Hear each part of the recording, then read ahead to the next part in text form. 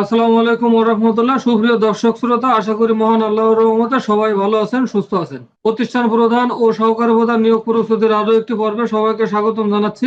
আজকের বিষয় বাংলা সাহিত্য। ভিডিওটি না টেনে শেষ পর্যন্ত দেখুন, আর এখনো যারা চ্যানেলটি সাবস্ক্রাইব করেননি তারা দ্রুত চ্যানেলটি সাবস্ক্রাইব করে ফেলুন। ভিডিওতে লাইক কমেন্ট করতে ভুলবেন না। আমাদের এই সিরিজের সবগুলো ভিডিও দেখতে এই চ্যানেলে প্রতিষ্ঠান প্রধান ও সহকারী প্রধান নিয়োগ প্রস্তুতি নামক একটি প্লেলিস্ট পেয়ে যাবেন, সেখান থেকে সবগুলো ভিডিও দেখতে পারবেন এবং এই ভিডিওর ডেসক্রিপশনে সবগুলো ভিডিও লিংক দেওয়া আছে, চাইলে সেখান থেকেও দেখে নিতে পারেন। পরীক্ষার আগে আমাদের চ্যানেলের ভিডিওগুলো দেখতে থাকুন, ইনশাল্লাহ এখান থেকে অনেক প্রশ্ন কমন পাবেন। চলুন আজকের ভিডিও শুরু করি। চর্যাপদ কোন ছন্দে লেখা? মাত্রাবৃত্ত ছন্দে লেখা। সঠিক উত্তর হবে মাত্রাবৃত্ত ছন্দে লেখা। কবিওয়ালা ও শায়েরের উদ্ভব ঘটে কখন? 18 শতকের শেষার্ধে ও 19 শতকের প্রথমার্ধে। সঠিক উত্তর হবে 18 শতকের শেষার্ধে ও 19 শতকের প্রথমার্ধে। কবি গানের প্রথম কবিকে? গোজলাপুট গুই। সঠিক উত্তর হবে গোজলাপুট। কেন পান্থ ক্ষান্ত হও হেরি দীর্ঘ পথ কার লেখা? কৃষ্ণচন্দ্র মজুমদারের লেখা। কেন পান্থ ক্ষান্ত হও হেরি দীর্ঘ পথ, কৃষ্ণচন্দ্র মজুমদারের লেখা। কোন বানানটি শুদ্ধ নয়? অপশনে ঘ নম্বর উত্তরটি সঠিক হবে ঊর্ধ্ব। গৃহী শব্দের বিপরীতক শব্দ কোনটি? সন্ন্যাসী। সঠিক উত্তর হবে সন্ন্যাসী। গৃহী শব্দের বিপরীতক শব্দ সন্ন্যাসী। এক্সাইজ ডিউটি এর পরিভাষা কি? আবগারি শুল্ক। সঠিক উত্তর হবে আবগারি শুল্ক। কোন বাক্যটি শুদ্ধ? দরিদ্রতা আমাদের প্রধান সমস্যা।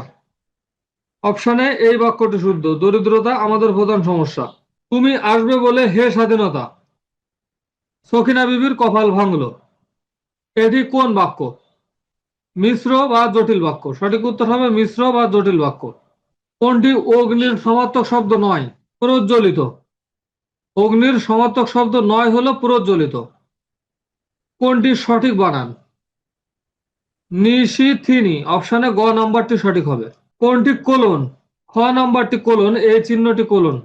বাংলা সাহিত্যের অন্যতম বিশিষ্ট পত্রিকা কল্লোল কত সালে প্রথম প্রকাশিত হয়? 1923 সালে প্রকাশিত হয়। বাংলা সাহিত্যের অন্যতম বিশিষ্ট পত্রিকা কল্লোল 1923 সালে প্রকাশিত হয়। কোন গ্রন্থটি সুকান্ত ভট্টাচার্য কর্তৃক রচিত? হরতাল। সঠিক উত্তর হবে হরতাল। সুকান্ত ভট্টাচার্য কর্তৃক রচিত গ্রন্থ হলো হরতাল। ঢাকের কাঠি বাগধারার অর্থ কোনটি? মোসাহেব। সঠিক উত্তর হবে ঘ মোসাহেব। বঙ্কিমচন্দ্র চট্টোপাধ্যায়ের বিষ বৃক্ষ উপন্যাসের চরিত্র কোনটি? কুন্দ নন্দিনী। সঠিক উত্তর হবে কুন্দ নন্দিনী। কোন বানানটি শুদ্ধ? পিপিলিকা। অপশনে খ নম্বরটি সঠিক হবে পিপিলিকা, এই বানানটি শুদ্ধ। গীতাঞ্জলির ইংরেজি অনুবাদ সম্পাদনা করেছেন কে? W.B. Yeats। গীতাঞ্জলির ইংরেজি অনুবাদ করেছেন W.B. Yeats। The origin and development of Bengali language গ্রন্থটি কে রচনা করেন? ডক্টর সুনীতি কুমার চট্টোপাধ্যায়। চর্যাপদ কত সালে আবিষ্কৃত হয়? 1907 সালে। সঠিক উত্তর হবে 1907 সালে। বাংলা সাহিত্যের পঠন পাঠনের সুবিধার জন্য বাংলা সাহিত্যের ইতিহাসকে 3টি যুগে ভাগ করা হয়েছে। বাংলা সাহিত্যের প্রাচীন যুগ কোনটি? 650 থেকে 1200। 3টি যুগের ভিতরে প্রাচীন যুগ হলো 650 থেকে 1200। মধ্যযুগের কবি নন কে? জয় নন্দী। মধ্যযুগের কবি নন জয় নন্দী। অপশনে বাকি কবিরা সবাই মধ্যযুগের কবি।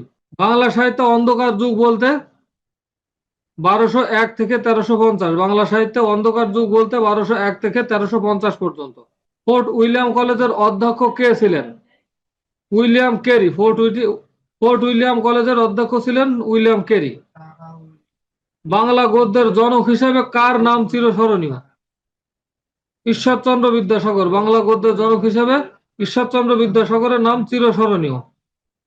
মাইকেল মধুসূদন দত্তের রচনা নয় কোনটি? বেতাল পঞ্চবিংশতি। সঠিক উত্তর হবে বেতাল পঞ্চবিংশতি। কুলীন কুল সর্বোচ্চ নাটকটি কার লেখা? রামনারায়ণ তর্করত্ন। সঠিক উত্তর হবে রামনারায়ণ তর্করত্ন। নীল দর্পণ নাটকটির বিষয়বস্তু কি? নীলকরদের অত্যাচার। সঠিক উত্তর হবে নীলকরদের অত্যাচার। ঘরে বাইরে উপন্যাসটি কার লেখা? রবীন্দ্রনাথ ঠাকুরের লেখা। ঘরে বাইরে উপন্যাসটি রবীন্দ্রনাথ ঠাকুরের লেখা। সৈয়দ মুজতবা আলীর প্রবন্ধ কোনটি? পঞ্চতন্ত্র। সৈয়দ মুজতবা আলীর প্রবন্ধ হলো পঞ্চতন্ত্র। তত্ত্ববোধিনী পত্রিকার সম্পাদক কে ছিলেন? অক্ষয় কুমার দত্ত। তত্ত্ববোধিনী পত্রিকার সম্পাদক ছিলেন অক্ষয় কুমার দত্ত। ভাষা আন্দোলন ভিত্তিক নাটক কোনটি? কবর। ভাষা আন্দোলন ভিত্তিক নাটক হলো কবর। ভানু সিংহ ঠাকুর কার ছদ্মনাম? রবীন্দ্রনাথ ঠাকুরের ছদ্মনাম। ভানু সিংহ ঠাকুর রবীন্দ্রনাথ ঠাকুরের ছদ্মনাম। কোন কাব্যটি পল্লীকবি জসীমউদ্দীন রচিত? রাখালি। রাখালি কাব্যটি পল্লীকবি জসীমউদ্দীন রচিত। তুমি আসবে বলে হে স্বাধীনতা, এটি কার কবিতা? শামসুর রহমানের কবিতা। দেওয়াল রচনাটি কার? হুমায়ুন আহমেদের। মুক্তিযুদ্ধ ভিত্তিক উপন্যাস কোনটি? হাঙর নদী গ্রেনেড। সঠিক উত্তর হবে হাঙর নদী গ্রেনেড। আমার ভাইয়ের রক্তে রাঙানো 21শে ফেব্রুয়ারি আমি কি ভুলিতে পারি, এই গানের প্রথম সুরকার কে? আব্দুল লতিফ। এই গানটির প্রথম সুরকার আব্দুল লতিফ। 1985 সালে নাসির উদ্দিন স্বর্ণপদক কে পান? সৈয়দ আলী হাসান। 1985 সালে নাসির উদ্দিন স্বর্ণপদক পান সৈয়দ আলী হাসান। রোকেয়া সাখাওয়াত হোসেনের মতিচুর কোন ধরনের রচনা? প্রবন্ধ। বেগম রোকেয়া সাখাওয়াত হোসেনের মতিচুর হলো একটি প্রবন্ধ। মুক্তিযুদ্ধের পটভূমিতে রচিত কাব্যগ্রন্থ কোনটি? বন্দি শিবির থেকে।